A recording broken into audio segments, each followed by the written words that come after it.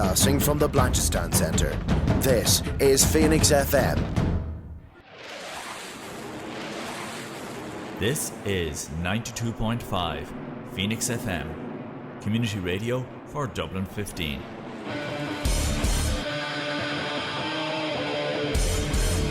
Hey everybody, it's JB Jeremy Borash, and you are listening to Darragh O'Connor on the...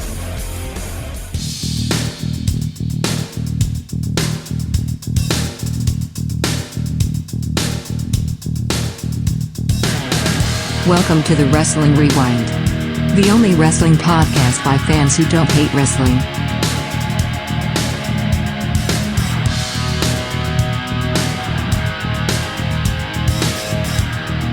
Hello folks, and welcome to Phoenix 92.5 FM. It is the Wrestling Rewind. My name is Darragh O'Connor. You are listening to the only wrestling podcast by wrestling fans who don't hate wrestling.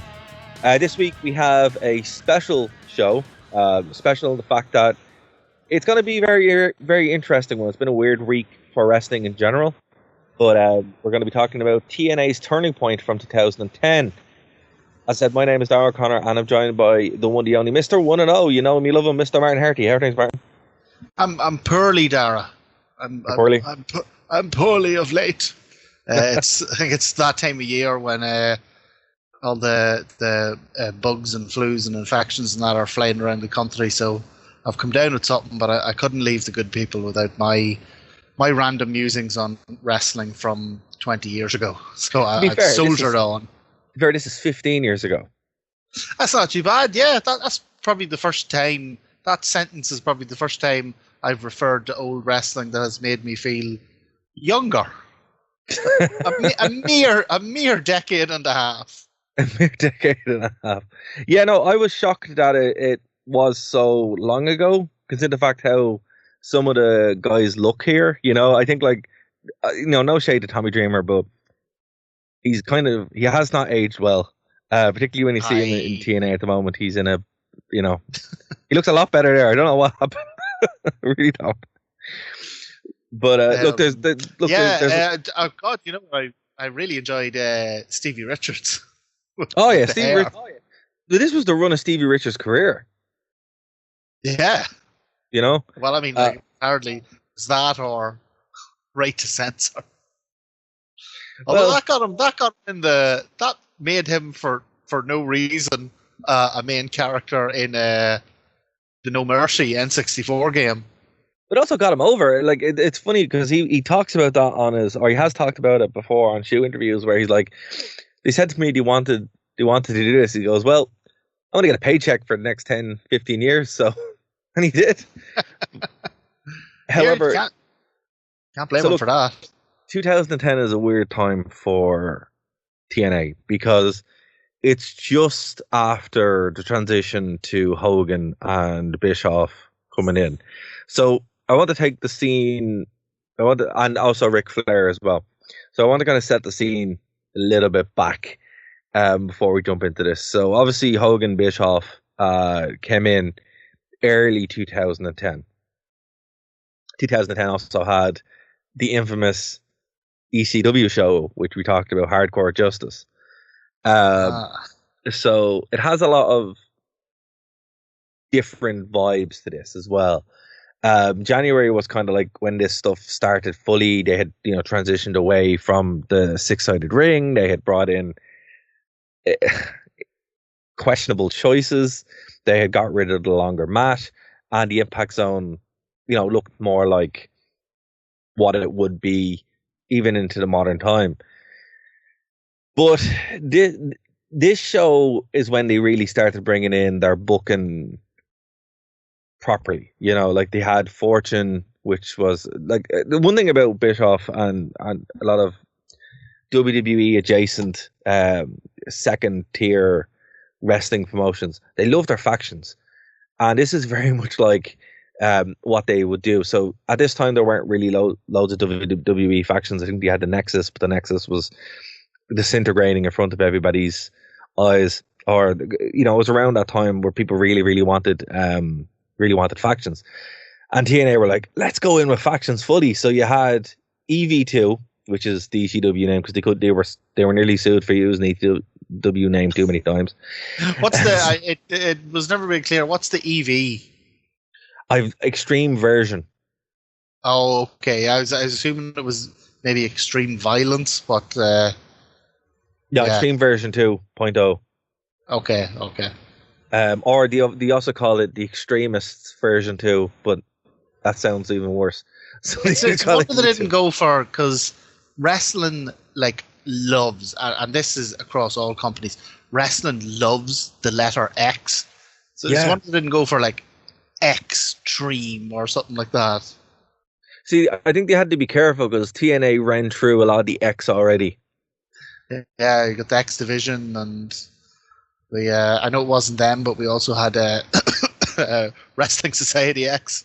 But there was also like SEX as well in the early days of TNA. So, I think they moved away from it. But that sounds like an absolute TNA name.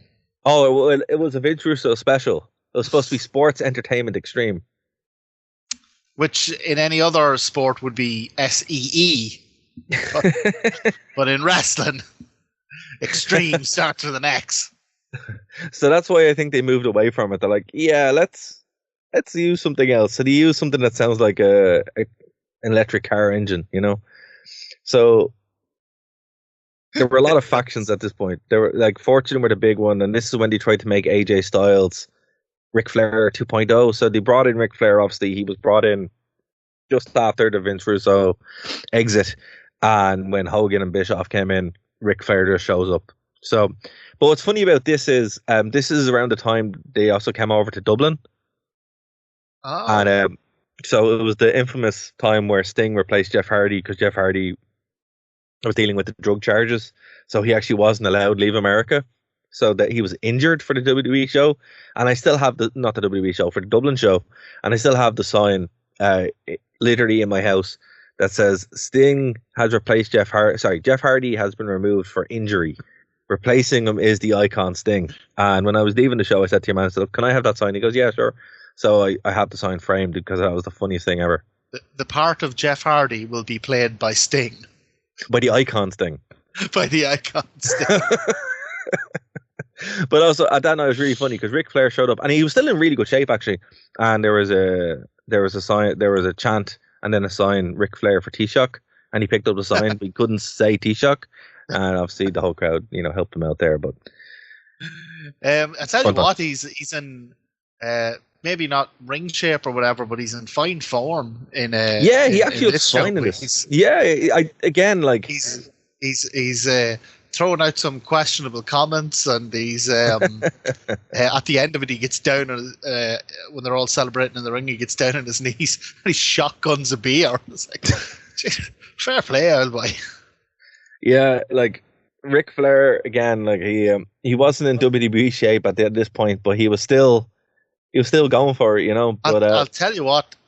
Say what you will about him, and I'm sure there's plenty bad to say.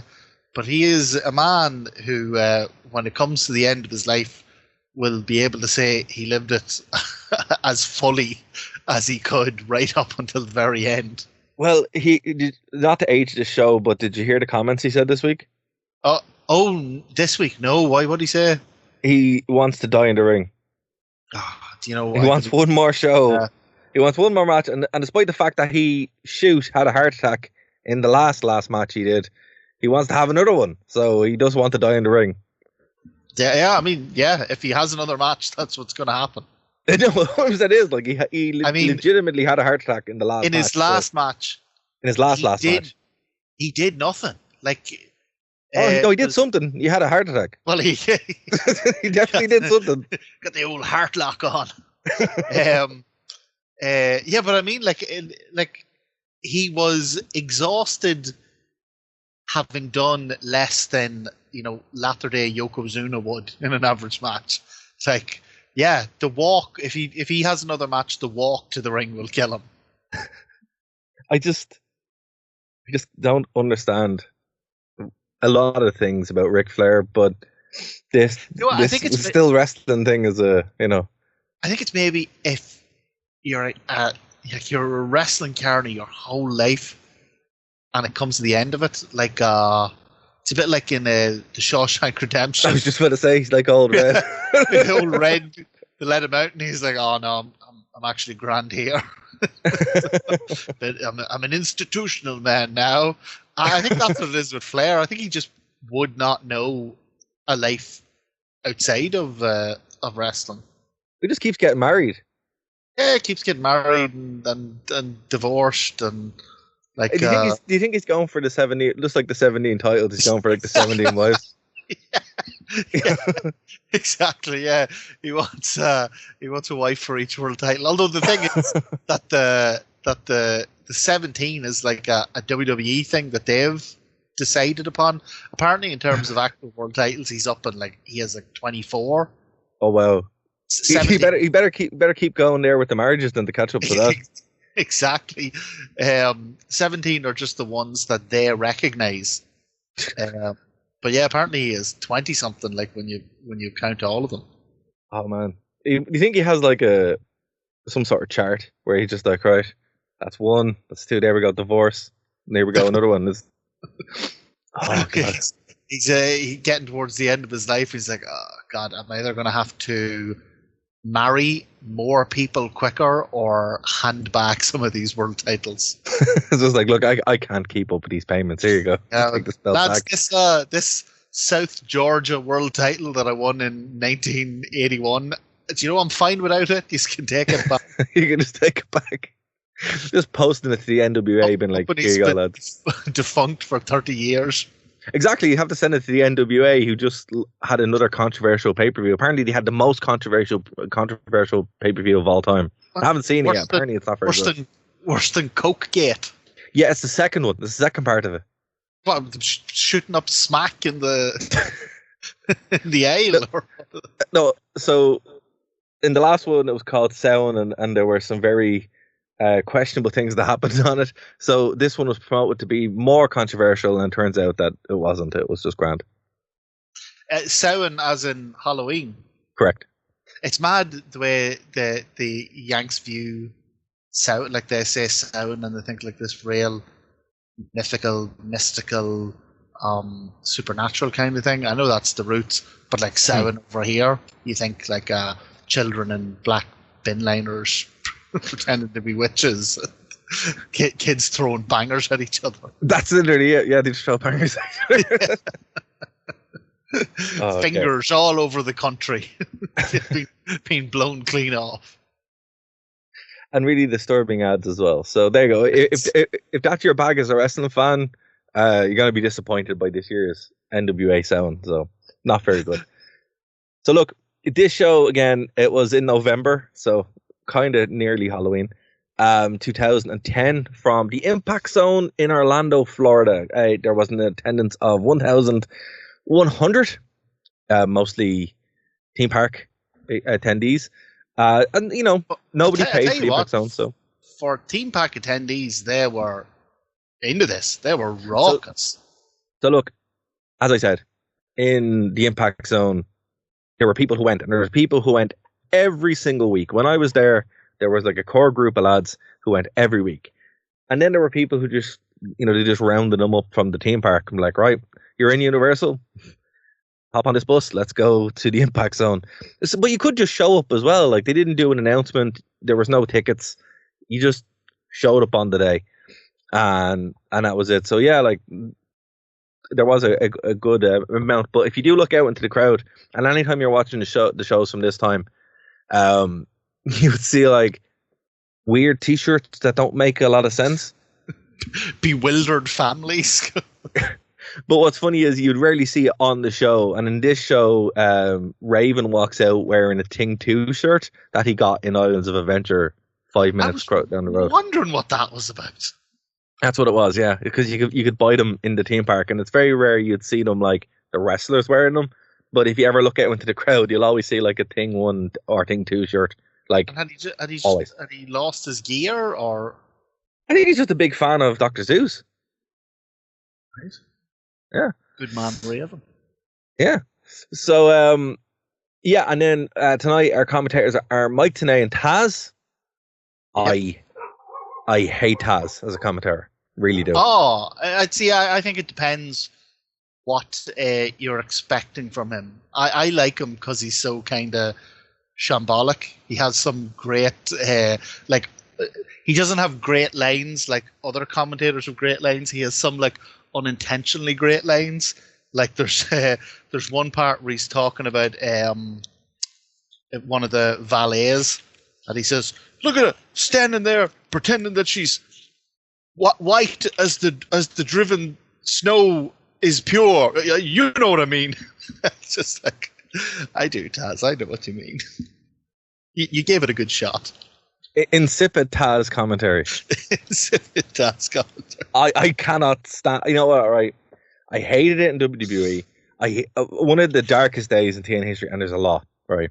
But one of the darkest days in TNA history is when he showed up, because I was like, the angle he showed up was pretty cool initially, where he choked out Samoa Joe, and I'm like, it's only a matter of time.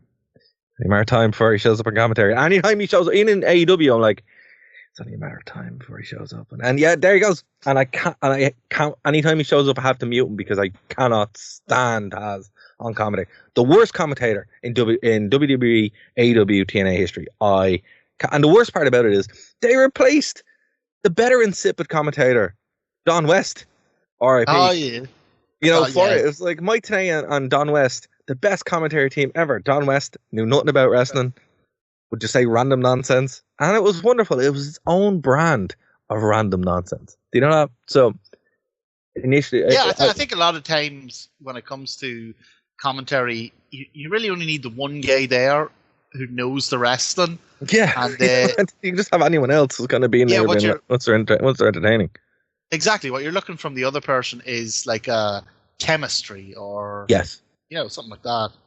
But Taz's stick. No, I'm not quite as harsh on Taz as you are. Oh no, I can't stand him. I mean, I have to say, he's managed to work over a lot of people. You know, that he still has a job as a commentator because he's so bad. He's horrendous. Oh, hate you, Taz. I really do. Not as a person or a wrestler, just as a commentator. Really bad. Really, really bad. Anyway, if you like Taz, let me know why. I'd love to know the people listening. Are they big Taz fans? Because obviously someone is. There's someone sitting there going, "Come on, Taz, here we go." You know, at All In this year in Wembley, when he stood up and he stuck the Taz mission on Brian Keith, the place went mad. It was one of the biggest pops. Yeah, because as a wrestler. Because in order to do that, he had to step away from the commentary table. Exactly. I'd cheer too. You know, I'd be standing there cheering the most, as if someone had knocked out Cody Rhodes. Choke everyone! Don't stop choking. Start choking. Don't go back. Don't go back to the desk. Get in the crowd. There's 53,000 here. Go round them one by one. That's a good idea. Taz, you should just shake everybody's hand in the arena. Just do that for the whole show. So look, that aside, the commentary team, you know, they didn't change up, but we did have JB backstage, and that was great. So again, JB is a much better commentator as well. But sure, look, actually, fun fact I learned. I was listening to Conan this week, and it turns out that JB kind of invented wrestling podcasting. Oh, he had the first wrestling podcast. Oh, Colt Cabana normally gets credited with that. So it's JB. Back in it was WCW funded as well. So, very good. Yeah. So apparently they do it. It was like there's we've forgotten things like that. Like WWE ran like back like this. No, even before that they ran you could listen to the shows on radio. Yeah. Oh yeah, you could do that. Yeah. You would just get the commentary, like. Yeah, I mean that's a good. That you used to be able to do that, you know, when the TV was scrambled back in the old days, and you could just like hear Raw. You could just, you know, I think wrestling radio, as in like the product with just commentary, is, you know, it is feasible. It's not as good if you had good commentators, yeah. Yeah. So yeah, like, but there you go. JB apparently was the first wrestling podcaster, and I know WWE had Bite This, but like that was really kayfabed. Apparently their show was like 100% like just like what we were doing, where it was, they were saying, well, look, this This is not real. This is a story. Like, here you go. Like, WCW really leaned into the they really leaned into the shoot side of things, and they were also pretty good about connecting with the technology. Like the WCW was big on boards and all that, wasn't it? Yeah, but I was listening. Conan was interviewing Eric Bischoff. And Bischoff was saying, for all the stuff they did with the podcast and that, he said kind of the opposite. He was like, they were into the boards and that, but as far as like the actual technology side of it, like the actual IT, apparently they weren't allowed to promote anybody up to any position who wasn't already working for Time Warner. So they just had like some guy who could like swap out laptops as like the head of IT for all of WCW. And he's like, yeah, we were always hamstrung. We couldn't do anything. And then by the time we were caught up, WWE had already like had the website up and had all this stuff. If you knew, like, poor Bill from like IT was just sitting there going, I just know how to change laptops and I can't talk to anybody. If you knew even just a little bit about computers in the early 90s, you could have found yourself like CEO of just any technology company. Like, people were so bewildered by them that if you had any knowledge at all, do you ever look at like movies from like the early 90s that feature hacking? Yeah. Like it's just magic. It's just like, some guy gets a BlackBerry and he hacks your toaster. Like, it's like, I'm in. No, but that's a true story. I'll try to link it in the description below. But yeah, it's a pretty good interview with Bischoff. It's relatively recent as well. They were just talking about WWE moving to Netflix, and they were talking about how they're always ahead of the curve. But it's just really funny that like WCW, it wasn't even close. It was like dial-up versus broadband. It wasn't even night and day. So fair play to JB. Working with WWE at the moment as well, so that's why we don't get to see him that much. Anyway, so look, this show, I have a feeling you liked it. Did you like the show? Well, so here's the thing. I watched the show after I watched Raw, so I was relieved to see some actual wrestling. That was nice. Yes, yeah, there's a lot of wrestling on the show. You, when you had suggested we were going to do this, had that kind of cheeky glint in your eye that suggested I was in for a good 3 hours of torture. No.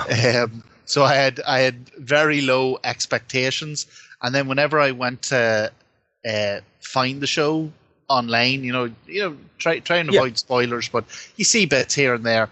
The general consensus seemed to be that it was not good. So I went into it with very low expectations, and maybe that's why I did not think this was terrible. Like, far from, I wouldn't have it even in the 5 or 10 worst pay-per-views we've ever covered in this show. No, it's not that bad. It's I would say this is like the prototype, and this isn't a dig. This is the prototype for AEW.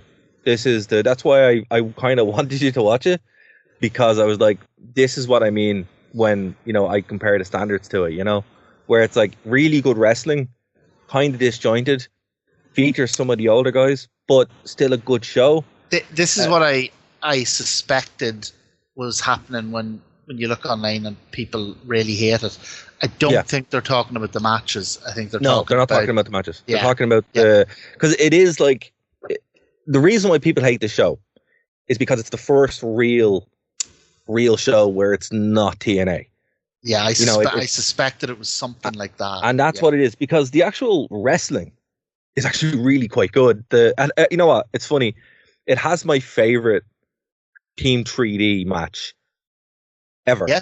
Because they actually wrestle. It doesn't involve, like, I know it has a table spot in it, but it's not about the tables. It's about them actually wrestling with the guns. There's a bloody great table spot in it. Yeah, no, it's like, that's what I'm saying. It's they've actually wrestled a match that, I know the guns were there, and that's probably who was doing it. But like, we'll get to it, but yeah, the guns were doing 90% of the work. 90% of the work, yeah, you can totally see.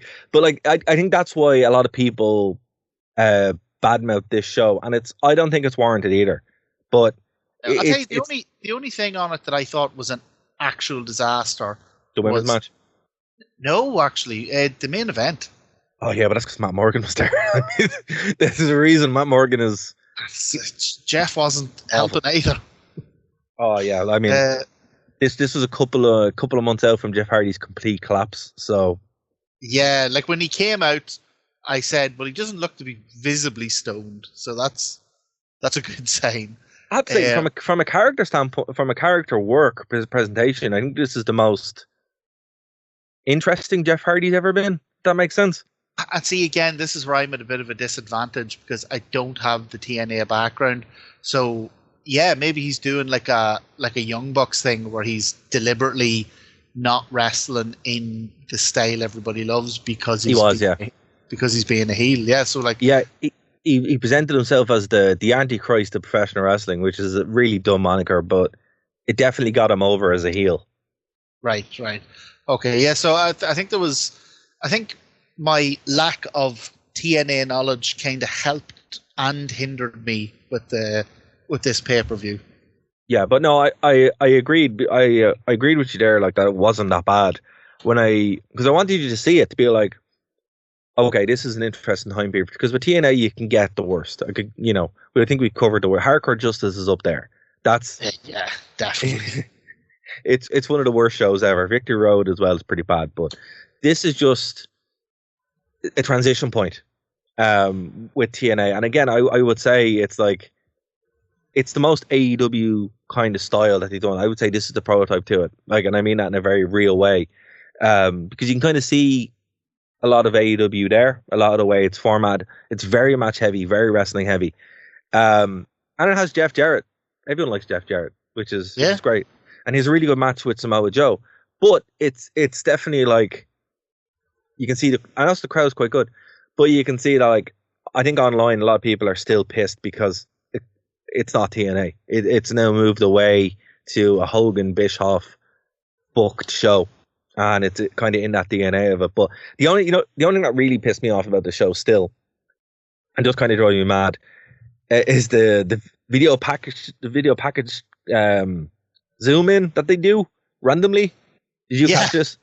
Yeah, every video package started out with like a wide shot or an ordinary shot, and then these mad zoom ins to different parts and different characters, but like not increasing the fidelity of the image or anything while they were doing it. Yeah, they're not even zooming into anything important. They're zooming into like an arm or like a leg, and you're like, what are you doing? Just a random bit of the audience, but not actually focusing on like a particular person or sign or anything. It's like a section of a mass of people. I think what happened there was they're like, oh, this shot looks kind of flat. Just zoom in. On what? Just zoom in. Okay. On what? It doesn't matter. Just do it dynamically. Do it really quick. Really quick and cheap. Just do it really cheap. We'll put music to it and it'll look important. Yeah, and they would do it on the backstage segments as well. Like there was the hype for the guns and 3D. It was really, really aggressive. And you just start zooming in past Chris Sabin's head. So I'd be like, Chris, and it just zoomed past Chris, and I was like, okay, I guess there's something really important behind Chris Sabin because they want you to focus in on it. But yeah, look, this show again, it started pretty good. But I think the problem here, particularly with his reputation, is probably the results. Because the results annoyed a lot of people at the time. They're still kind of annoying now, but we'll get into that. So look, the first match was an X Division title match with Jay Lethal being defeated by Robbie E with Cookie, who was his valet in this match. Robbie E's gimmick is, that he's from New Jersey. That was his gimmick. And that's weird because do you know who he reminded me of? Who? Alex White in WCW when he dropped the kind of scary German gimmick and he'd gone to like happy disco dancing German gimmick. Yeah. When he stopped being Berlin And yes, when he stopped in Berlin, and he said, that's who he reminded me of. No, that's fair. That's fair. Like the gimmick itself, it's very 1980s. Even though it's weird because the cultural relevance of this was Jersey Shore was huge. Like Snooki was even on at WrestleMania around this time. Oh, yeah. Because I was wondering. I was like, that's like if your gimmick is you're from Jersey. I was like, or you're from New Jersey. I was like, surely that's going to limit you internationally. Like if my gimmick is I'm from South Armagh, like that might work in, definitely in South Armagh, maybe in different parts of Ireland. But like once you get to Wales, well, I would counter that kneecap is really popular at the moment. So yeah, but like. More than just their gimmick, Yeah, I know, but this is what I'm saying. That was Jersey Shore globally, where you had one thing, and like I can't just say this was TNA's fault because it wasn't. TNA definitely leaned into the most by having a stable called The Shore, where there was a couple of wrestlers from Jersey Shore, and that was their gimmick. But like WWE did it too, so it was just kind TNA of like subtlety. Yeah. But look, so you can't really badmouth them in that way, but like this lasted for a long time. They got about 5 years out of it. Jeez. Yeah, so it was what it was, but I was still puzzled that he beat Jay Lethal. But again, like Jay Lethal was a sorry, getting confused. Too many letter names. He was a TNA guy, like true and true. Before he was in WWE, before he was in Ring of Honor, before he was in AEW, he was the TNA guy. And I don't have the TNA background you do, and even I was like, well, that's a bizarre decision. Yeah, and it upset a lot of people by putting the title on Robbie E here. It was really singling out that look, this is not the TNA that we're going in a different direction here. Even worse than that, this is not the X division that you know. No, exactly. So this show has a bad taste after it because of stuff like this. And the commentators, you can even tell they're like, oh yeah, this wasn't a good choice. I can't believe this happened. But then again, there was a certain amount of plausible deniability the way he won. But yeah, nobody was happy. Like you're looking at that crowd after he wins, and everybody is like either booing or just standing there in pure puzzlement at this clown winning the X Division title. Also, it's the best version of the X Division title. It looks great. The match itself, again, I thought it was a decent opener. Lethal came out there, with a fast pace. There was no, again, for an X Division match, there was no huge particular spots that I could pick out. Although Lethal at one point hit him with a chop, a really vicious chop that either accidentally or on purpose went very high, and it looked like he just chopped him right through the neck. And your man went down like a sack of spuds. Yeah. he just coped. Like Lethal was always a phenomenal talent, and he still is, but it's a shame because like he had a pretty good run up to here, and it was just look, we're moving away. So you're going to see a lot more of the Shore as you'd be watching TNA in 2000 and at least 2015. That's when it kind of dropped off and they moved away. The next match was an angle, really. It wasn't that much of a match. It was Mickie James versus Tara. Now, look, Mickie James is obviously a legend in both WWE and TNA. TNA was where she rebuilt her career. Tara, not so much. Tara's a weird one where she has some really good matches, but the matches, the bad stuff, definitely outweigh it. She's current WWE legend for some reason. I don't see it as Victoria, but this match was really to build up their feud going in. I remember Victoria, but I don't remember. I remember her like being there, but I don't remember doing anything in particular. Like I couldn't name you a great Victoria match. There wasn't. That's why. there wasn't, to put it short. In TNA, there were some good matches, mainly with Mickie James and Gail Kim, but this wasn't one of them. This was just an angle to build up into like an injury spot with Mickie James, and then they'd have to blow off a couple of months later. We do get a shot of D'Lo Brown, which is great because he was an agent at this time, but that was the most exciting thing that happened during this match. I'll be honest with you. I was surprised earlier when I said I thought only one match was a disaster, and you said the women's match. I quite liked this. But were you not annoyed with the fact it went to a no contest? Yes, but because I was annoyed because up until that I was actually enjoying it. That's what I'm saying. That's what annoyed everybody though at the time. It was like, TNA didn't do this with the women. Do the angle on TV. This is the pay-per-view. Give me the match on pay-per-view. Like I get the annoyance, but again, like I say, I'm coming into this cold, so and like a lot of my exposure to women's matches in TNA has been very little wrestling and an awful lot of amateur proctology. So I was really delighted first to see the women come out and them being treated as wrestlers. Even though like there was no particularly great moves or anything in this match, I really liked the intensity of it. Like Tara and Mickie just seemed to be a real animosity there. The two of them really went at each other right from the go. Like it had a feel of a genuine brawl to it. The ring bell, the bell annoyed me. The decision to DQ it or call it off or whatever it did, but the fact that they kept going afterwards, I think maybe it went on a little bit too long. But I don't know, really sold me on these two hating each other. But like you say, the time to do that is on Impact, and then give me the match on the pay-per-view that I've bought for $50.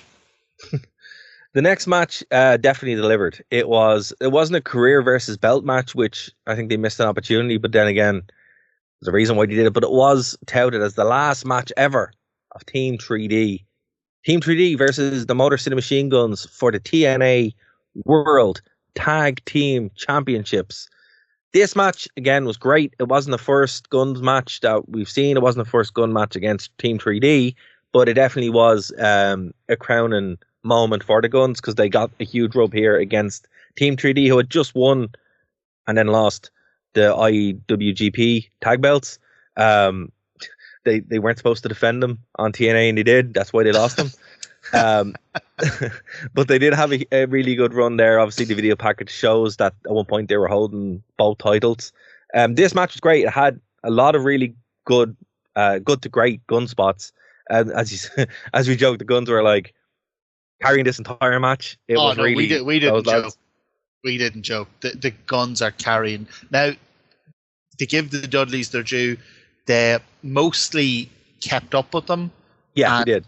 They provided a decent base for the Guns to pull off a lot of their signature stuff.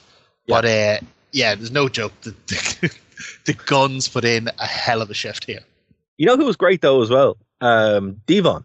Like Devon, he gets like in WWE, he gets overshadowed an awful lot because I thought he was far better than Bubba. Oh yeah, but like he's really, you never really got to see it in WWE that much with the Dudleys. Just the way the matches worked, it would mainly be Devon selling, going through a table and doing the wild selling. But when he's in TNA, he's the one doing a lot of the work here. Like Bubba obviously is what he is. Like Bubba's never stopped working the way he works, particularly in the tag team division. But Devon's the MVP here with the two lads. For me, the only time the match slowed down in a really noticeable way was when Bubba was in the ring. Yeah. But otherwise, the Guns put in a hell of a shift, and not just a hell of a shift as in they had to do all the work. They did have to do all the work, but it looked really good. Like it was a really fast-paced, hard-hitting, entertaining match. A lot of the kind of innovative offense that you really love about the Guns. And we mentioned it earlier, there's only one table spot, but the Dudleys set up a table in the corner, and they go to throw. Is it Sabin they go to throw through it? Yeah. So they go to throw Sabin through it. I don't know how he does it, but he manages to run up the table and backflip off it without breaking it, and then turn round and dive out of the way just in time to miss Bubba's spear, and Bubba puts himself through it. It's brilliant. Great table spot. It just shows you that like less really is more, and like I think the problems that the Dudleys had, particularly at this point in the very tail end of the career, it was literally just table spot, going through a table, and the whole thing. With this, it was like, no, the guns are actually going to work, really work here, and earn the one table spot in the match. Exactly, great recovery from the 3D as well, where it looks like, that's it, but no, they managed to kick out, and then it goes into the finish of the match. Which, look, I was expecting it to be a little bit more than just a pretty cool high spot, but they earned it. They definitely earned it. When the finish happened, I think everybody went home happy. It was one of the big this face moments crowd, of the whole night. Like, yeah, this crowd was raucous for this match. Like to the point where it actually really harms the next match because they're exhausted. But I was going to ask you, because you're the kind of man in the know. The Dudleys leaving their last match and all that. 2010, were they heading to WWE? Were they just retiring? What was the reasoning behind this? Devon didn't want to do it anymore.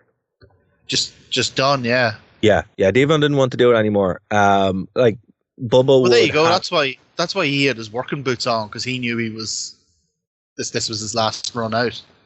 Yeah, no, and it was. I mean, like, we would have Devon still kind of hang out, but not really wrestle. They do the aces and eights thing.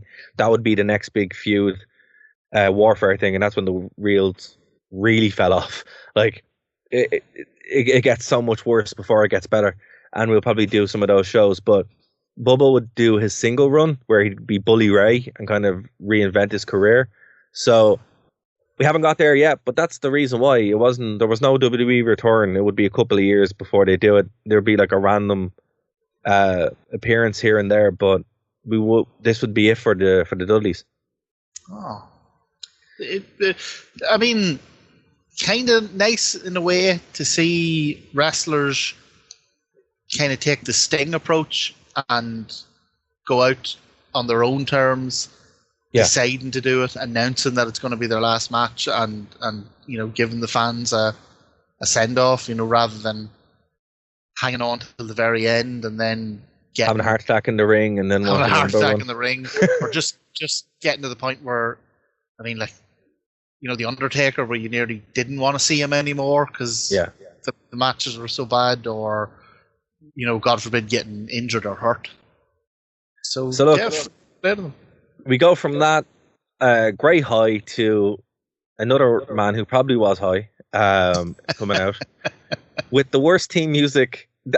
Look, this theme music was so bad that it was infamous. It was like, and when it started playing, I started getting flashbacks because that's how bad this is. Of course, it's RVD, and that theme music it was bad then. It's so much worse now. But what I don't get is that, like you say, the Dudleys were there using the IWGP titles they weren't supposed to be using. We've seen Road Dogg and different ones come out in their WWF branded gear. Yeah. I'm surprised they didn't just take a chance and use Walk and just kind of wait and see if they get like a cease and desist letter or... I think the worst part about it is it's just the worst sounding bass ever, and then like twinkly little guitars, and you're like, what is it he's shouting in between it? Rob Van Dam, the whole effing show. Oh, the whole effing show. And then he starts just shouting out random moves like Van Terminator, Van Devastator, and you're like, oh my god, please just. You're happy to see Rob Van Dam, and his run in TNA actually is not bad. It's actually very good, but the music, it just takes so much away from it. It's so bad. So look, the story going into this was that RVD and Tommy Dreamer were feuding because Tommy Dreamer doesn't trust Eric Bischoff and Hogan, which I mean, yeah, genuinely fair. Good call, Tommy. Yeah. So basically, they had a match. It was an ODQ match to kind of squash this before EV2 have their match later on in the night. This match is hurt, as you said, by having the phenomenal match that was on literally just before it. But still, it's very good. It's very competitive. RVD is in there still working great. Tommy Dreamer's working up to RVD, so obviously they're not even close to being matched to each other. But it's still a very, very good match. The ending of this, I have to give credit to it. They brought in chairs and ladders. Not too much. It's tastefully done. But Tommy Dreamer's in the corner at one point and balances and does a great kind of like spike suplex. And it would eventually set up that Tommy Dreamer would end up getting slammed into the chair, kicks out after a 5-star frog splash, goes into the chair again, and then gets another 5-star frog splash for the win. RVD wins. Terrible music. And everyone goes home happy. What do you think of this? I think so. A couple of things with this match. I think it was going slow at the start. I think Tommy Dreamer became a lot more comfortable in the match once they'd introduced the weapons. Yeah, that's when it actually became a decent match. Yeah, he wasn't keeping up with RVD when it was just a wrestling match. Maybe I'm being harsh here, but is Tommy Dreamer over because he's associated with ECW? Was he ever actually like good in the ring? I think it was good back in '94. Yeah, and he's over because he's associated with ECW, and that's it. And that's why he's never let it go either. I mean, yeah, because the guys in EV2, ironically, the guys who are presenting themselves as being part of ECW, were over legitimately for being themselves. Tommy Dreamer's over because of ECW. Yeah, so that was one thing I had. Now, the other thing, and I kind of wanted to discuss this with you to get your take on it. Did you notice about 2/3 of the way through the match, he basically breaks his wrist? No, I didn't. Okay, so he real life breaks his wrist. Tommy Dreamer breaks his wrist. Yeah, and I didn't look this up or anything. I just went back there and just saw it. You can see he's holding the wrist a lot. Yeah. But if you see on one of the few occasions when he moves his hand, you can see the bone poking out through the skin, like that. Oh wrist. Yeah, okay. There's a bit in the match. You can see him take the glove off. Yes. Watch that. Oh my God, that's some Lex Luger leg breaking stuff right there. It is disgusting. So his wrist is broken here. Now, here's my question to you. He is undoubtedly tough because he fights on through the rest of this match. Okay. Right? Okay, go on. But it's not great. You know what? So, I have a lot more. Oh my God, that's really bad. I didn't even know it. It's disgusting, isn't it? Yeah, okay, you know what? I have a lot more respect for Tommy Dreamer than I did. So here's my thing. Yeah, like huge respect from. That is, like, he is out there with that wrist that doesn't work. He's doing suplexes. He's taking frog splashes. I thought he was just selling. I just thought he was selling really well. I didn't realize he actually broke his wrist. I was. Do you know what I think it was? I think it's because I was watching it. Hannah was in the sitting room, and I think it's because I was watching it on my laptop, so I was sat quite close to it, and that's why I picked up on that pretty quickly. But here's my question, right? Look, he's undoubtedly tough. Like that's some tough stuff to do. But the match significantly suffers after this, 100% understandably, because the man's wrist is poking out through his wrist. But my question is, what's the better thing to do? Should you kind of seek to seal your reputation as a tough guy, or should you go, my wrist is mangled, this match is not good anymore, let's call it early? I would have called it after that and just done the frog splash to win. There was no reason to tag. Yeah. There's another 15 minutes of this match. Like all the big spots follow. His wrist is just hanging off him. Like they could have just went to the finish after that where they're like, okay, go to finish. He gets hit with a chair, and then frog splash, and that's it. Yeah. And to be honest, the referee should have called that. The referee. Yeah, like that was irresponsible from the ref. I can't remember the ref's name, but definitely irresponsible. But he should have said no. Go to finish. Like, because it's not a case of needing like a medical call on it. Though, like in 720, like 720 HP, I can see that the dude's wrist is poking out through his arm. It's so nasty. You know what? It's mad because when I was watching, I was thinking, I was like, wow, he's selling really well. I didn't realize, no, his wrist is actually broken. Damn, that's wild. Look, the next match is more ECW stuff, with the caveat that whoever gets pinned, or they set it up saying, whoever loses, whichever team loses, someone has to get fired, but it would eventually be like whoever got pinned lose, you know. Oh, well, that's the way it worked out anyway. If that was that's the way it worked out. So they didn't say that's the way it was going to be, which I thought was weird. But you know, nothing would happen to Fortune. Fortune were fine, but for some reason, EV2 were like, yeah, let's just put this on the line. There was no titles on the line. They earned nothing. There's no reason to agree to this. You know, and it's funny because like Mike Tenay actually lampshades this, and he's like, what do you know about Fortune? EV2, they lose nothing. But EV2 are going to get fired. And Taz's like, yeah, what's wrong with that? Which is weird because these are all Taz's mates.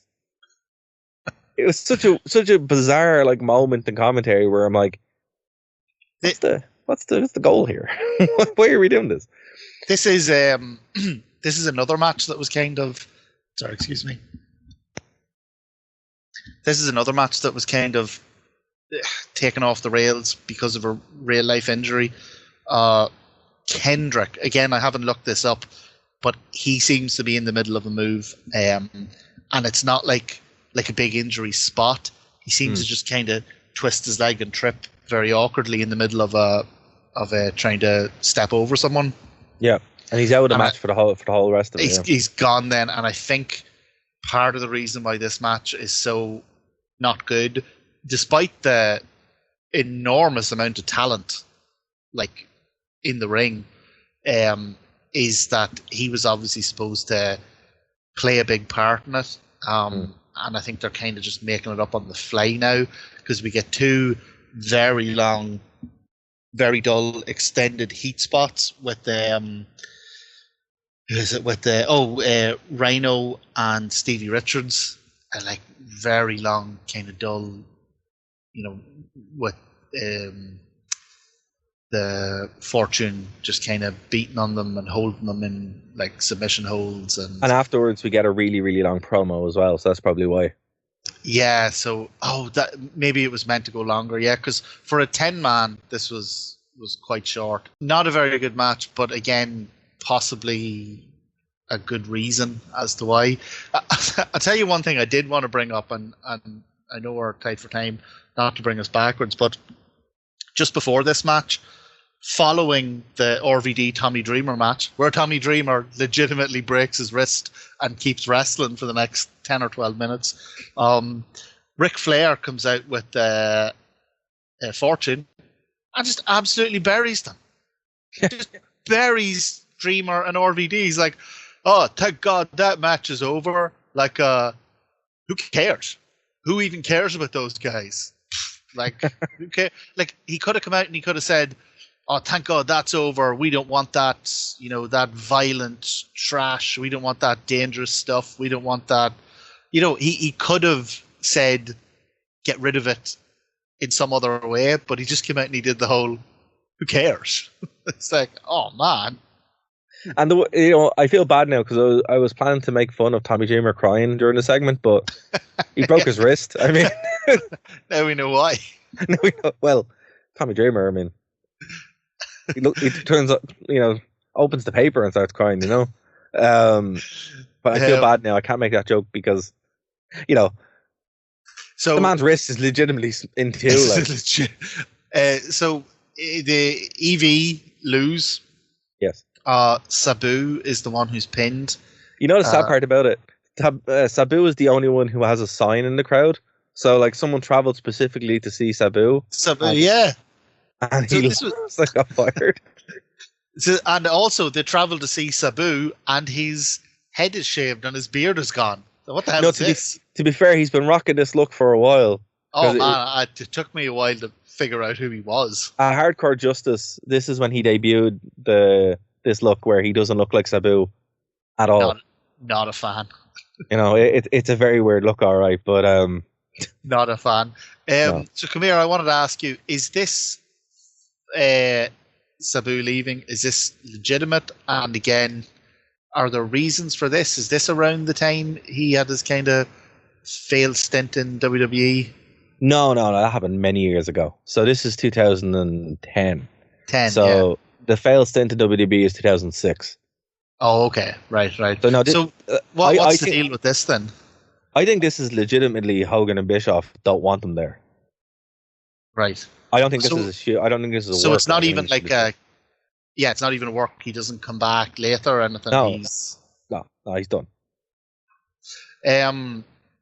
The other notable thing about this match is that, like you say, at the end, when Flair announces that Sabu is going to be fired, all the ECW guys come out, and they're all like talking great about Sabu and like how he deserves better and blah blah blah.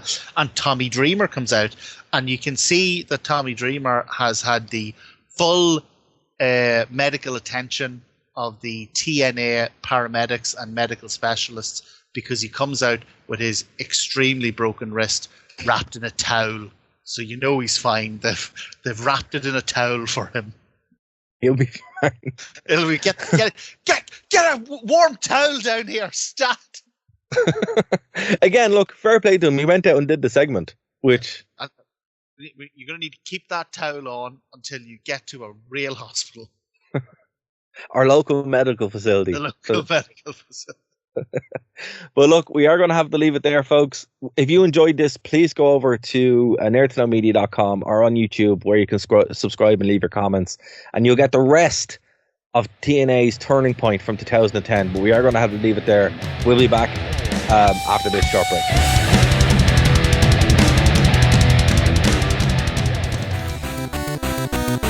Thank you for listening to a Nerd to Know Media production. You're listening to the Nerd to Know Media Network. Join us at nerdtoknowmedia.com.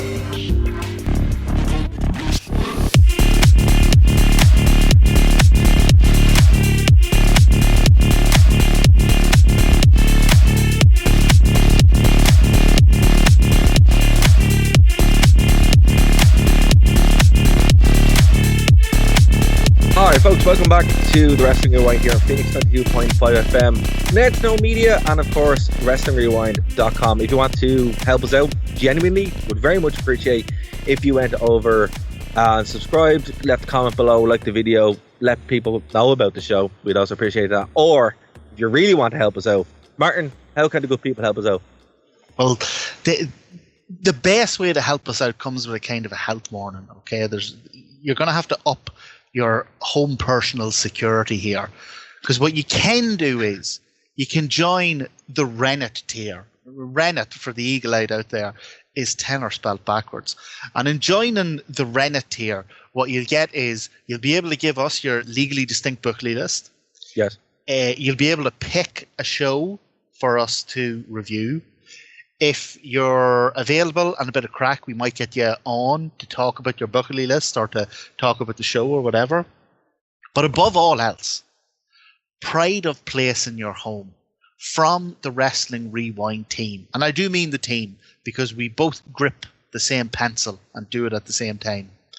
You will get a handwritten letter backwards. And this is where the home security comes in. Like, obviously, you're going to get that. It's going to be pride of place. You're going to want to display it and do display it. But also, get those smash-proof windows, get steel doors, get a good safe. Yeah, get a good camera system around the house, a good solid alarm system. Get those lasers that you see in movies that you have to dance between, because I'm just telling you, once people see that handwritten, backwards letter, they're going to be coming for it. I'm telling you. So look, if you want to help us out, the best way to do it, of course, is to go over to Patreon. We have other tiers. We have the X-Pac Euro. If you weren't aware that X-Pac was saying make some noise and not some form of X-Pac, well, guess what? You owe us a euro. There's also the Punk Penny, which is a penny for every day that Punk isn't injured. And many, many other tiers that were jokes at one point, but are now very, very real. But the Rennet tier is the biggest one. If you're listening to this and you think of a funny tier, you owe us that. Whatever it is. Whatever it is, you owe us. So look, we're going to jump back in here and talk about the rest of Turning Point from 2010. We got up to Abyss versus Pope D'Angelo Dinero, who is in a lumberjack match with his entire bunch of mates. The congregation. The congregation. Nobody calls it. And what's funny about this is, so it starts off with a backstage segment, and they're doing a whole interview, and then who shows up? Mickie James and Tara, and they're still back at each other. Like a good half an hour later, they're still at it. I love that. I thought that was class. Like this, and again, I know we've talked about how this should have been a TV angle and the pay-per-view should have been the match, but I mean, this really put it over for me. Oh yeah. That like halfway through the show, out of the blue, when you'd forgotten about it, they were still battering each other. Like, you know what it is? It's very like what was the show we were watching where the hardcore title was being defended throughout the entire night? Oh, is that the WCW one in like a junkyard? Yes, and it was going on throughout the whole night. But this kind of worked a little bit better. But unfortunately for Mickie James, she came out the worst of it. I think it was Angelina Love that came out and hit her with the belt.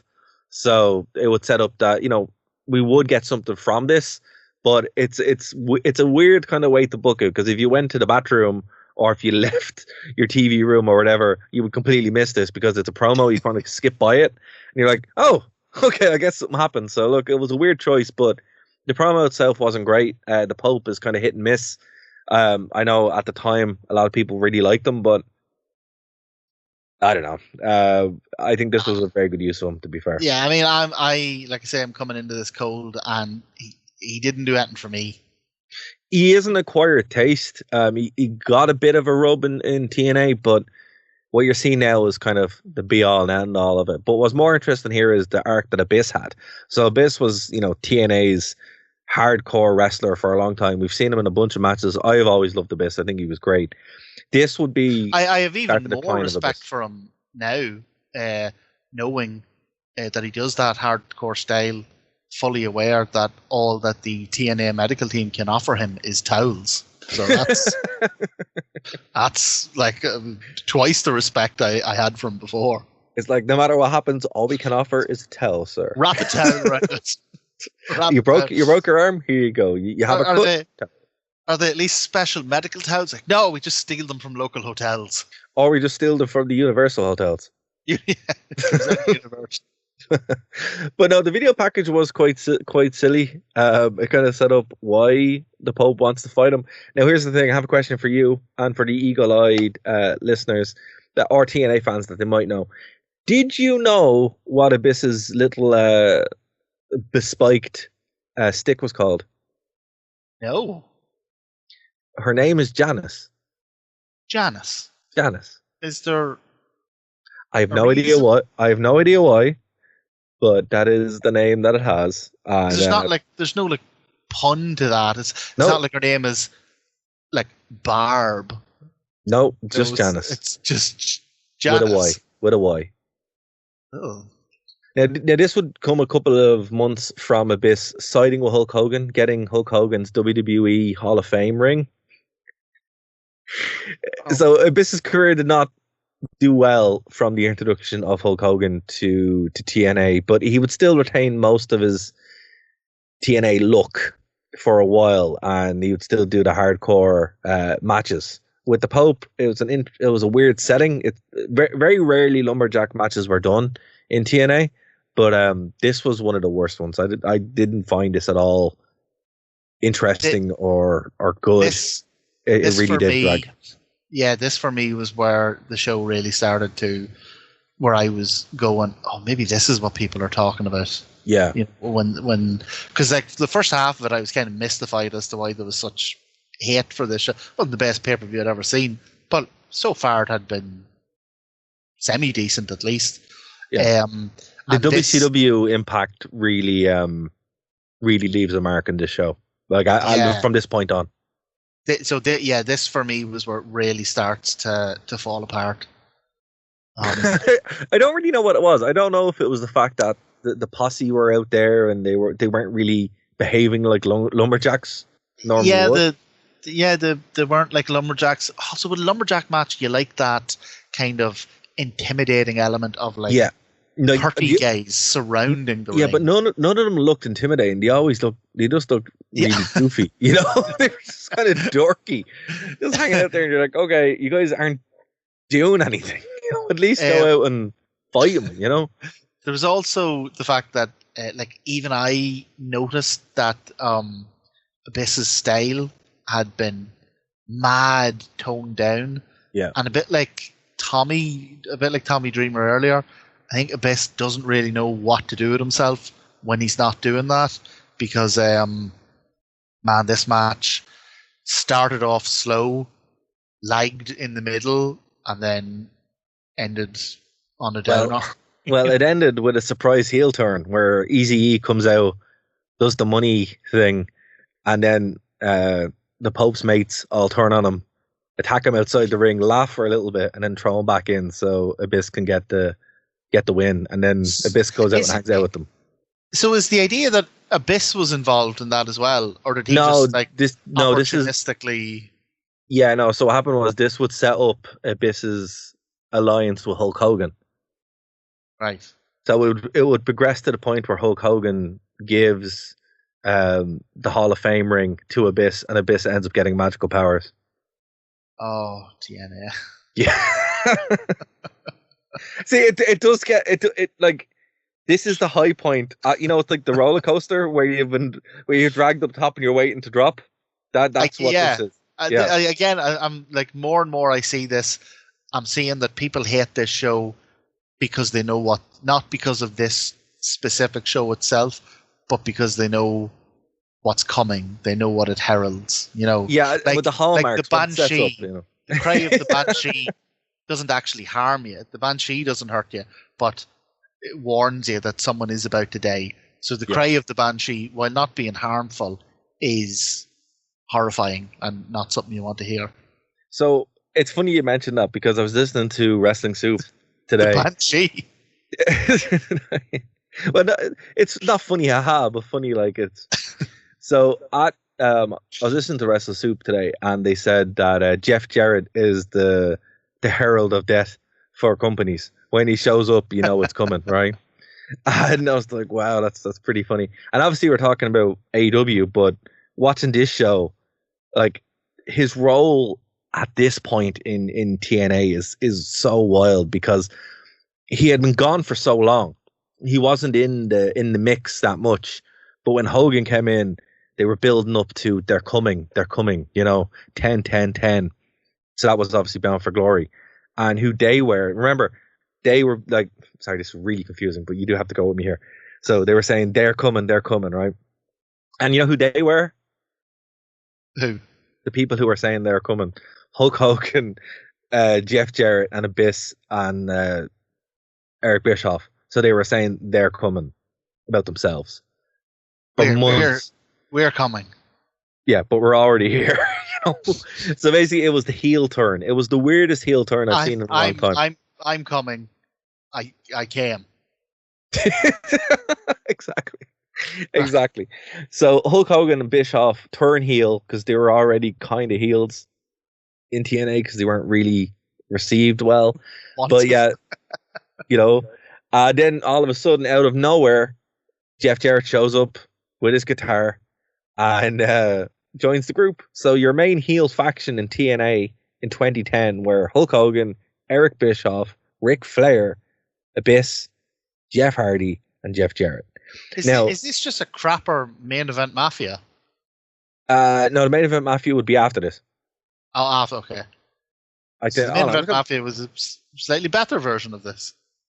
Just going to double check, see my time. Hold on. Oh, 2000 and... It was main event Mafia, not 2007, 2008? Check this. Let me check this. I think you're right. Yeah, 2008. You're right. It was.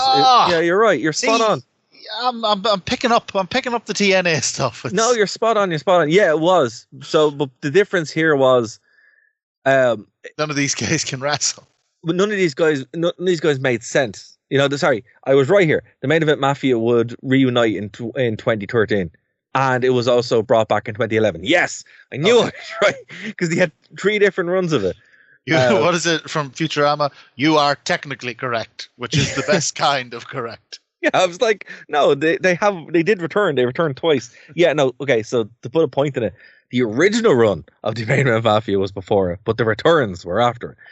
But look, the weird thing about this was, at least with the main event Mafia, it was its own thing. It had like workers in it, like Sting and Kurt Angle and Booker T at the runs of their life. Christian Cage was also there for a while, and Samoa Joe. The difference here was this was a WCW angle. That's what this was. Hogan showed up and immediately left a bad taste in people's mouth. Jeff Jarrett showing up. This was like NWO 2000. That's what this was. With Jeff Hardy for some reason. Look, I love Jeff Jarrett. I think he's hilarious. He is genuinely a nice guy. I do pop for him because I appreciate, like, we joke all the time that he's like the ultimate carny. He shows up in every company no matter what. Yeah, he is. But in that's 1 not year, necessarily a bad thing. No, in 1 year, like I think it was last year or the year before, he showed up in TNA, WWE, what's the Mexican triple A? Well, there's AAA or CMLL. Yeah, he showed up in both of those, and then he randomly ended up in AEW in the same year. Amazing. Amazing. He didn't have he had the good sense not to go to New Japan. Yeah, I don't think he's welcome in New Japan. He knew he'd have to put the working boots on. Yeah, I don't think he would be able to do what he does, But that was in 1 year, and it's wild because this was his big return. He'd been gone for a while, and what does he do? Puts himself over immediately over Samoa Joe. Over Samoa Joe, he puts himself over cleanly. There wasn't even like shenanigans. So he beat him with his own choke. He beat him with his own choke.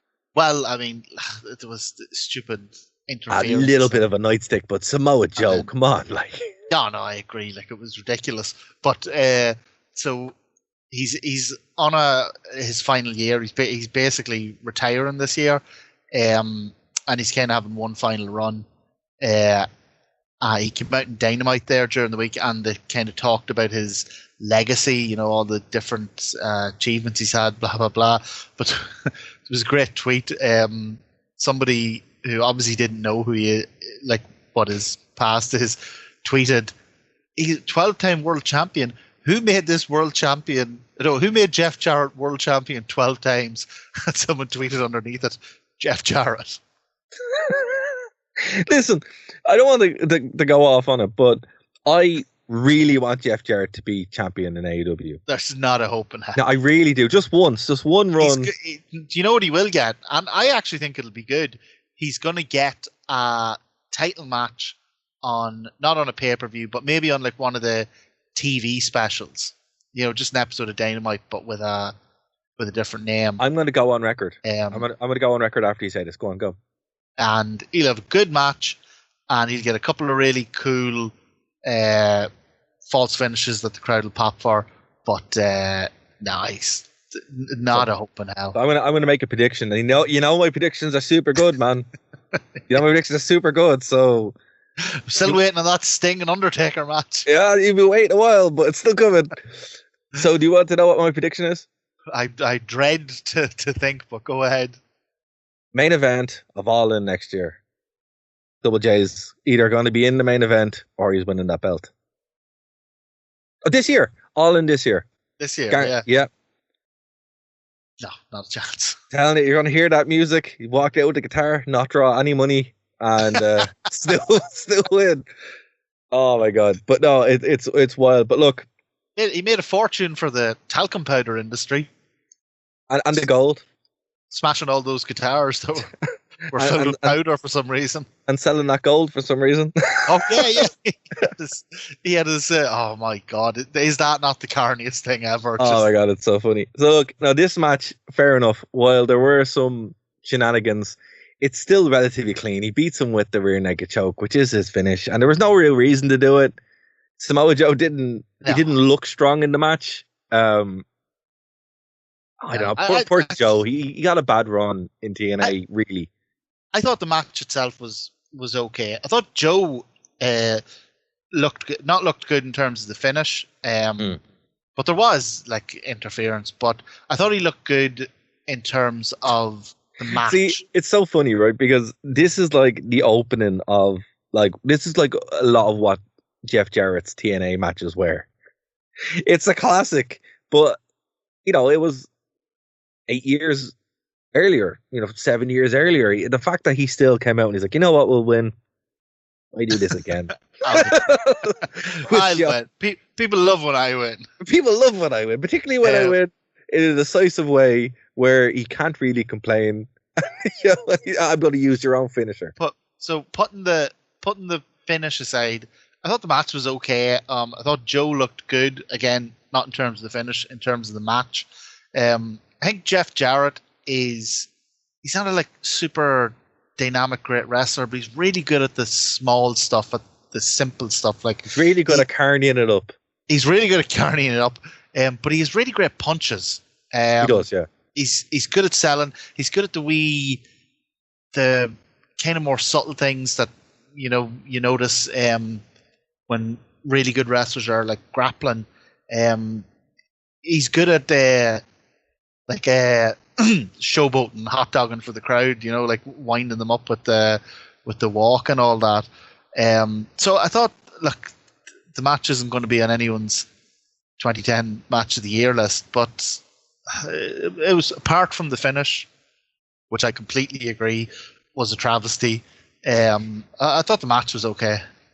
Look, I love Jeff Jarrett. I'm not, it's very hard. It's someone you just can't possibly hate. The fact that he's a really nice guy in general also helps, but man, he's some carny. He really he's what we call in Ireland a cute whore. He really is. He just, that's what he does, and no matter where he does it, it works. Even in WWE when he held him up for money, he's still in the Hall of Fame. He's still welcome back. I don't think he's in the Hall of Fame. He's in the Hall of Fame for TNA, but he will be in the Hall of Fame for. Was he in the Hall of Fame for WWE? I can't remember. I think he was. I think at some stage maybe he's bound to have been at some stage. Yeah, I think so. But the fact that he was still welcome back in WWE, and they're like, "Yeah, well, you're a great lad." He goes, "Yep, sure." If Jeff Jarrett had been born in Ireland, he'd be Taoiseach. He would have been a Fianna Fáil politician who was done for corruption half a dozen times, but still got elected every year. Yeah, and then ended up president of Ireland. And then ended up president. You know what? Listen, Jeff, I'm going to say this to you now. If you're listening to this, come to Ireland and become the president of Ireland. Everyone will vote for you. It doesn't the office doesn't matter anyway. The barrier for entry is very low. Yeah, I mean, people totally vote for you. Bring the guitar with you. Solve problems that way. Be grand. The next match, before we get to it, I want to talk about the video package beforehand, right? So it has all the hallmarks of WCW and TNA. You even have Eric Bischoff showing up in his karate gi. Now look, he is a legitimate black belt in karate, right?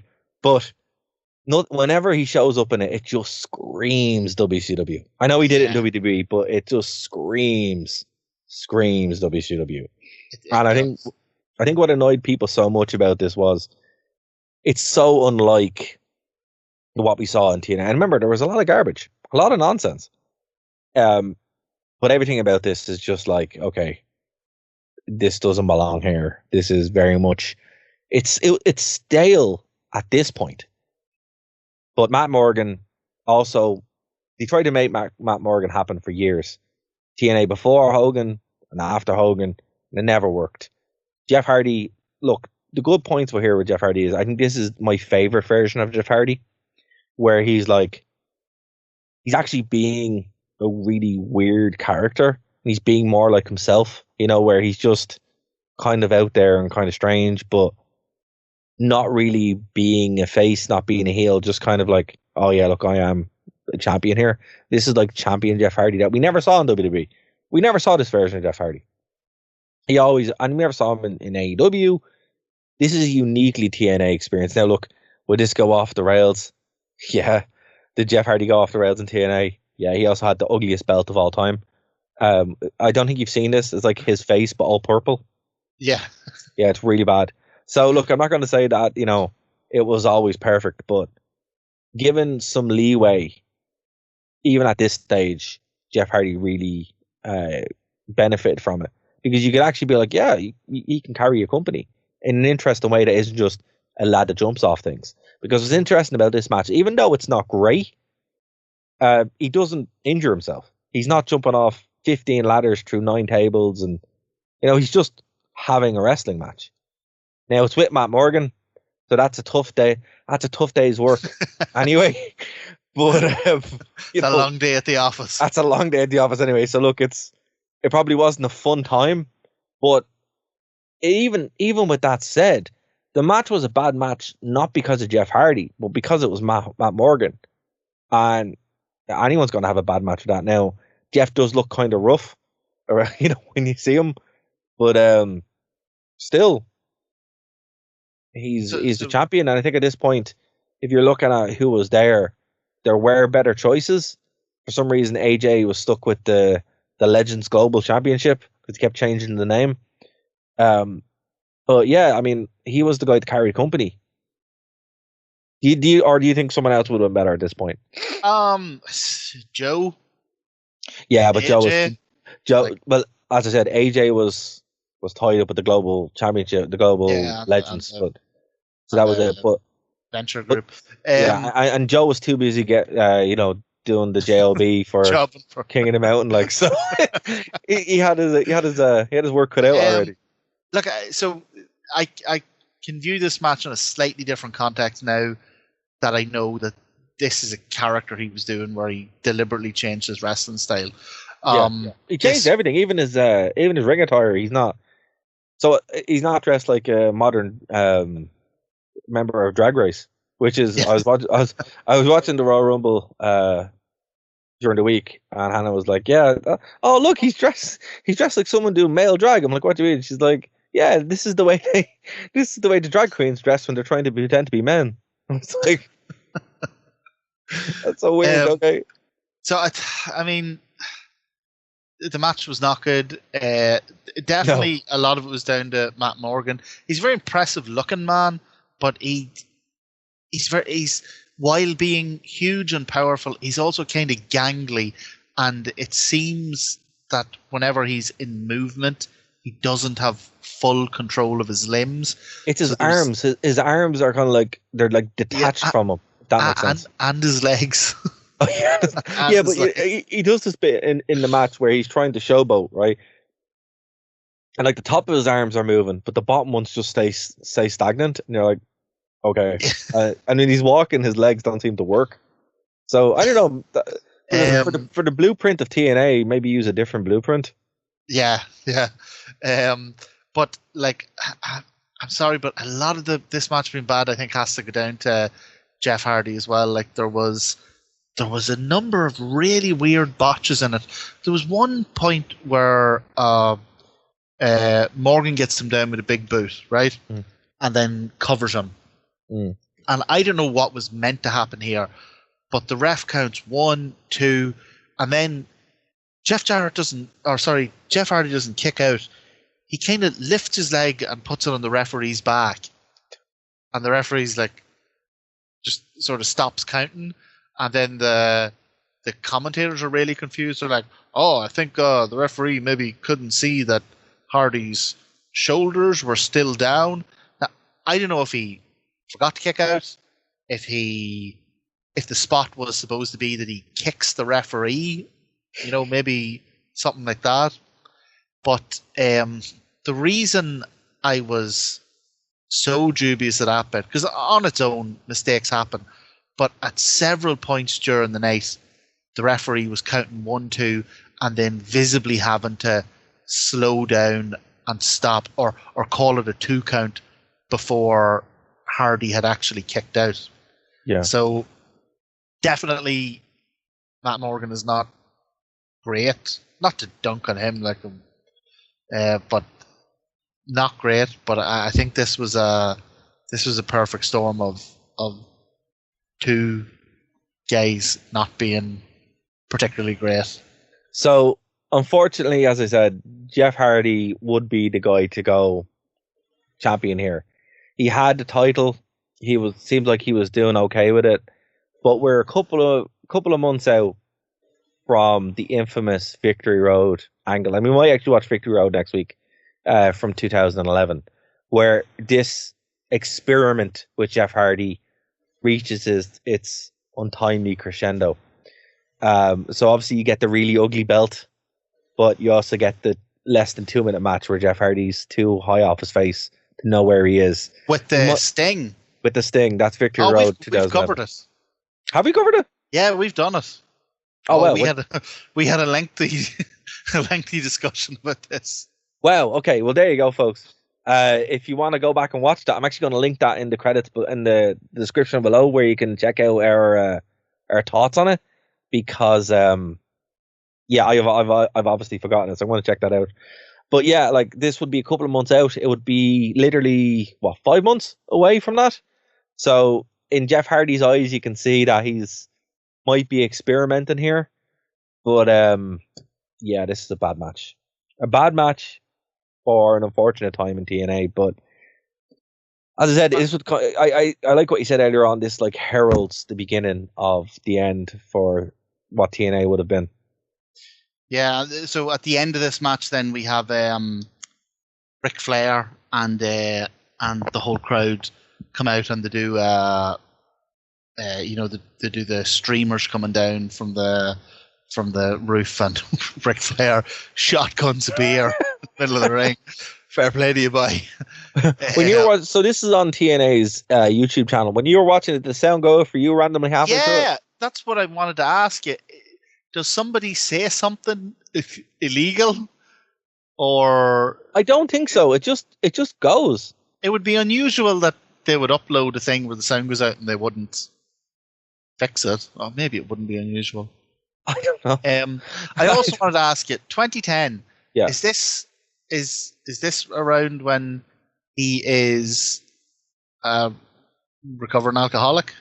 What? Who? Jeff Hardy. Oh no, this is around the time that Jeff Hardy gets arrested. Okay, all right. So he's not. So he's still. Okay. He's still going. Like, that's what I'm saying. Yeah, I didn't know if this was around his recovery time, because they all come out and cover him in champagne and spray beer at him. No, he hasn't. Cans all over the place. If you look into his eyes at certain points, he kind of looks like he's not. You know, it looks like he's been doing. Yeah, it looks like he's not really there. But as I said, it wouldn't really reach its crescendo until he won the arrest, which hilariously made sure he couldn't come to Dublin. But it would then lead in the role of Jeff Hardy will be played by the Icon. Played by the Icon Sting. But no, it would eventually reach its crescendo with the Victory Road thing, you know, and then they'd be like, "Look, you need to sort this out." But no, they covered him in beer, and I was just like, okay, maybe don't cover the lad who needs some help with with this, you know. But there you go. There was one other thing I wanted to ask. Maybe I'm just not noticing this. It's actually just before this match. We have a backstage segment with Eric Bischoff and the congregation. You know, Pope's congregation. Yes. And backstage, Bischoff is talking to them in the weirdest voice. What is that voice he's putting on? I think it's him trying to be cool because he's wearing the glasses as well, isn't he? Is that what it is? Is it him trying to do like a black AAVE vernacular? I think so, yeah. It's the weirdest voice. And he doesn't just do it for a word, like he keeps it up maybe he started doing it whenever the segment started, and then he realized, oh, that's a bit racist. I better, if I just keep doing it till the very end of the segment, people will just think that that's my voice. Yeah, see, and then they give him all the chains and stuff. So yeah, maybe he's like, "Oh, this worked. This was good." It's bizarre. I was just wondering if maybe there was some story behind it or something. No, it's just it's like the way when Vince did it. Yeah. And that's all out, dropping dropping the N-bomb. Yeah, I think it was Eric Bischoff's attempt to do it, but not get like cancelled. Yeah. But yeah, no. Or beat to death in front of live TV. Yeah. So look, a weird choice, a weird show, would definitely be the harbinger of things to come. But look, as I said, I think if you're going to watch this, folks, genuinely, the matches you don't want to miss. The opener's quite good, but I would say that it has one of the best tag team matches that TNA has to offer in its history. With the Guns and Team 3D, it's very, very good. Like that is probably the match if you're going to watch it and for the match. Yeah. It's a very good match, but it's also there's like a historical element, like importance to it as well, or significance to it as well. Yeah. So that'd be and look, you're never going to have a bad time with the Guns. If you want to have an appreciation for Tommy Dreamer, which I didn't have before rewatching the show, the fact that he continues on with a broken wrist, I had a whole thing in my notes to make fun of him for crying, and I just felt too bad after it. Yeah, fair play to him. Just with a broken wrist, not even any paracetamol, just the towel. Just the towel. It's like, you're fine. Just the magic towel. But yeah, look, the shows do get kind of better, but then they get kind of worse. So. Folks, if you had like in Father Ted, when Dougal is made the team's physio, and he's like, "Oh, I'll run out if any of the players get injured. I'll run out onto the pitch with the magic sponge."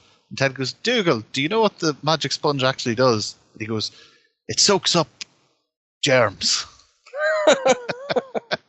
I think that's where TNA got their towel from. Like, it soaks up germs. It heals everything. But look, folks, if there's anything you want us to cover, please do leave it in the comments below. You can also reach out to us on social media. If you like the podcast and want more of it, please subscribe. That helps us a lot. Leave comments on what you thought, what you liked, what you didn't like about the show. And again, if it's anything you want us to cover, we can do it. Just make sure we can see it. The WWE Network is gone, which makes doing these shows a bit more annoying. As far as I had to break out my DVDs the other day to watch something, so that's kind of annoying. But TNA, they're all up on YouTube for free. So we're going to do more TNA because it's super easy to see. But Martin, thank you so much for the show, for doing the show this week, man. Really appreciate the patience of TNA because I know it's quite trying. But I hope you enjoyed it, buddy. No, again, like I said, this show I was braced for the worst, and I only got merely mediocre, which was a pleasant surprise when you're braced for the worst. Well, it's not the worst. The worst is yet to come. But it was like you ready yourself for a kick in the balls, but you only get a dead arm. You're gonna welcome that dead arm. I think with TNA around this time, particularly until it gets better again, just always prepare for the worst, because then you'll be like, oh, it actually wasn't that bad. But again, is there anything you want to plug, sir, before we go? No, not at all. We've got another great show with Adam Martin. Yes. That'll be coming out in the next couple of weeks, so keep an ear out for that as well, folks. Absolutely. And again, it's funny, if you're on Wikipedia and you look at any of the TNA and a lot of WB shows from around this time, it's all the references are Adam Martin. So it was great to have him on the show. A preeminent TNA historian. A wrestling historian in general. He did a lot of Raw stuff as well. So it was great to have him on the show. We talk about Netflix. If you're a wrestling fan, even if you don't realize it, you've probably seen his work. Yes, absolutely. And we talk about Netflix. We talk about some AEW stuff. We have a bit of laugh about TNA. It's a good show. That'll be coming up in the near future. And again, look, the best way to get all these shows genuinely is if you're not listening on Spotify, you can also go over to the True Penny channel. But the best way to interact with us is on our YouTube channel as well, where we clip these shows and put them there. So we will see you guys next week, of course, from Phoenix 92.5 FM. For myself, for Dave, for Adam, and for Martin, this has been the Wrestling Rewind. Bye, guys. Lad.